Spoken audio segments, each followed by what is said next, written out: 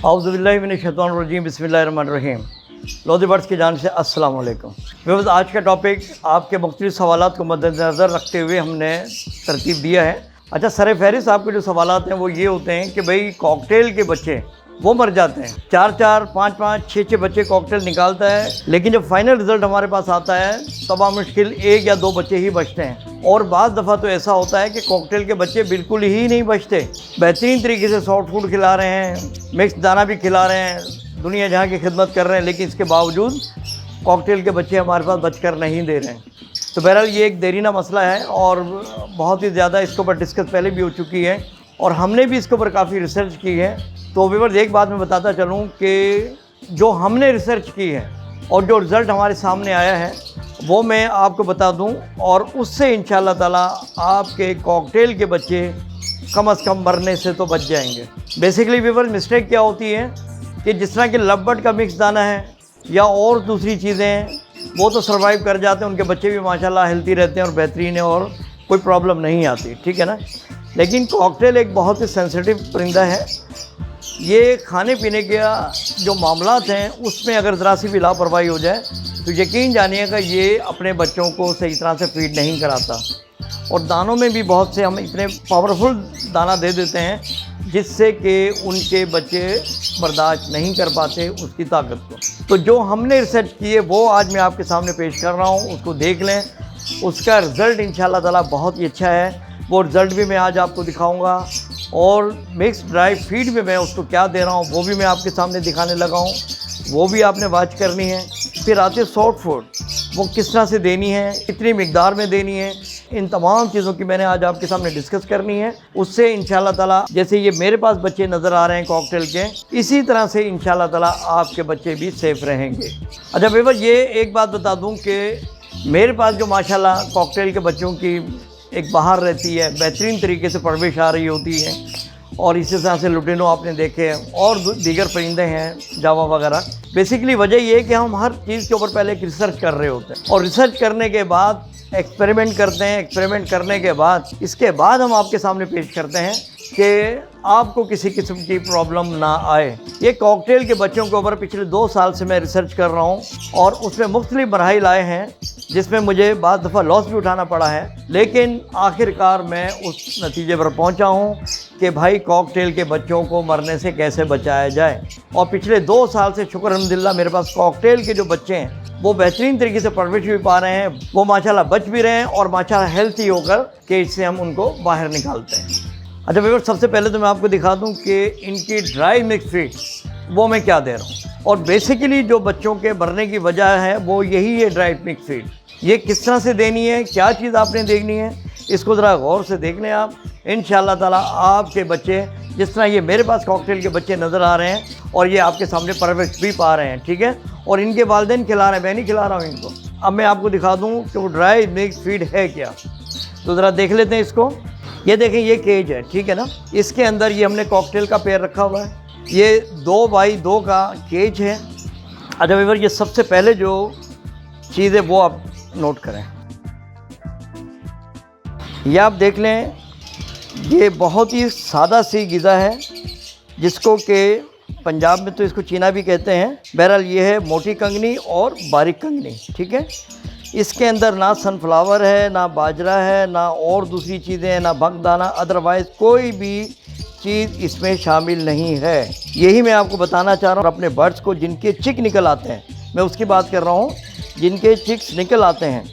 Bevel आप ये देख लें, मिक्स ड्राई फीड हमारी इस टाइप की होती है और उसमें मुख्तलिफ़ किस्म की चीज़ें मिली हुई होती हैं जो कि कॉकटेल के बच्चे सर्वाइव नहीं कर पाते।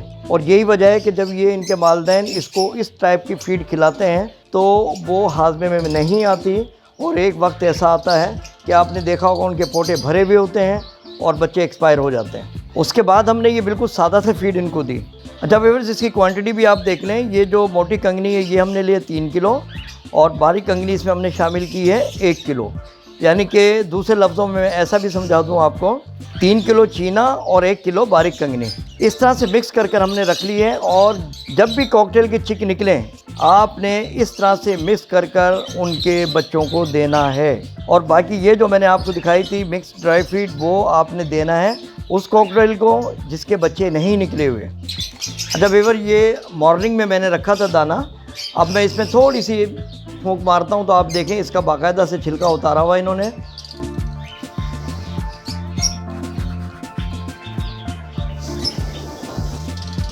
ये सुबह मैंने इनको फीड दी थी और अब ये देख लें शाम के वक्त ये वीडियो बन रही है और इसका छिलका उतरा हुआ है।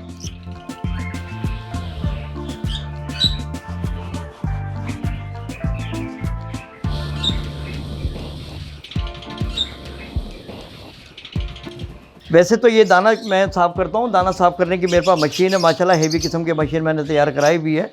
उसके हवाले से भी मैं कभी आपको इंशाल्लाह ताला वीडियो ज़रूर दिखाऊंगा कि वो दाना साफ़ करने की मशीन जो मेरे पास है।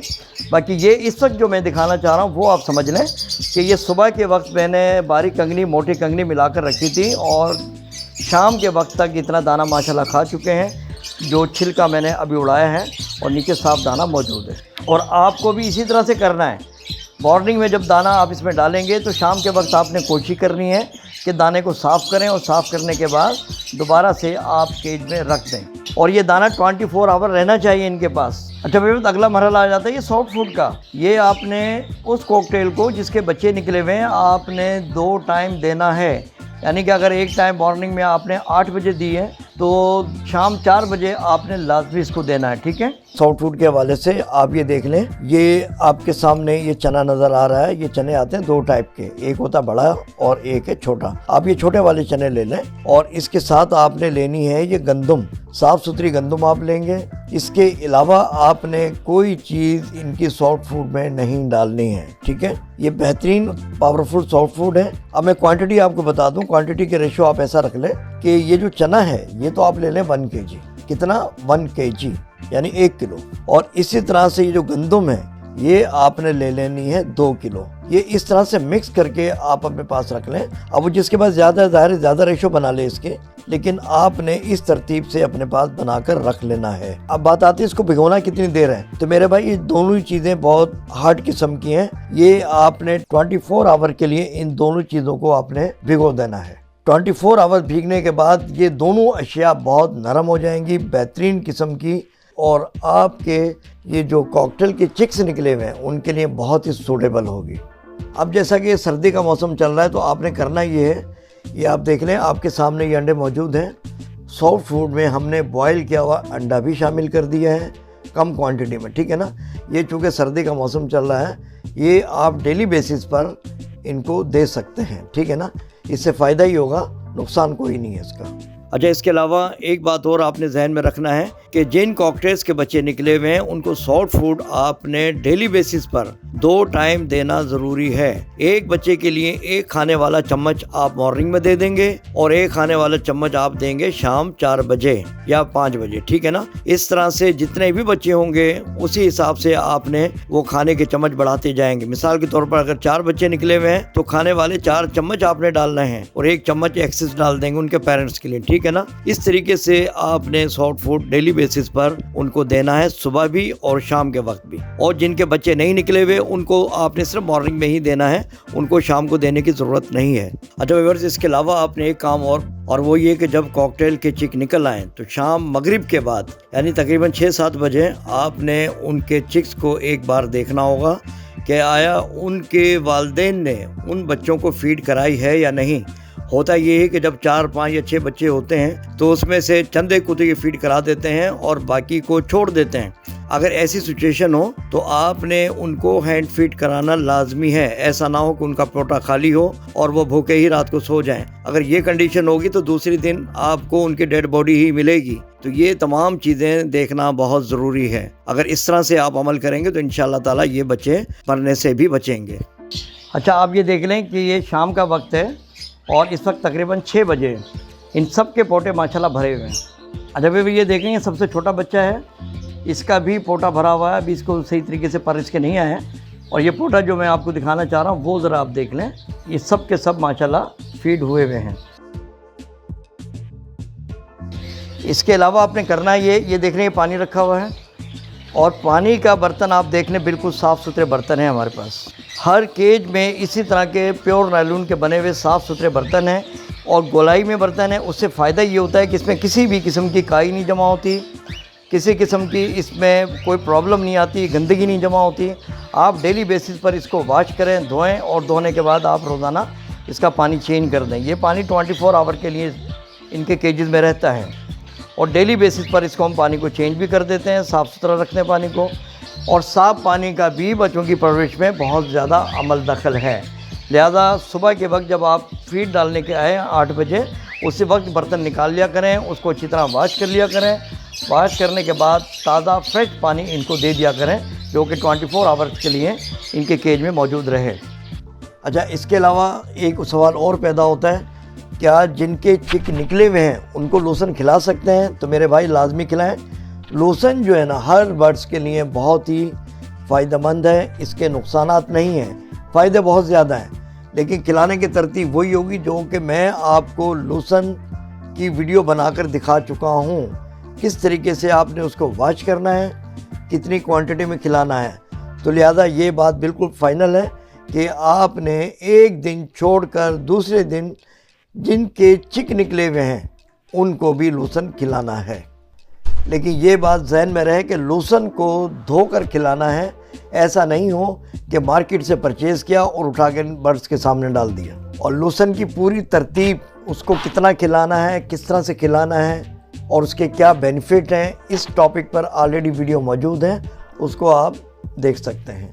इसके अलावा ये देख लें कि बाज़ इलाकों में मच्छरों की बहुतान हो जाती है, तो आपने इन बर्ड्स को, तमाम बर्ड्स को, लेकिन ख़ास तौर पर ये कॉकटेल के जो चिक्स हैं, इनको आपने मच्छरों से भी बचाना है और कीड़े मकोड़े अगर हो गए हों उससे भी आपने इनको महफूज रखना है।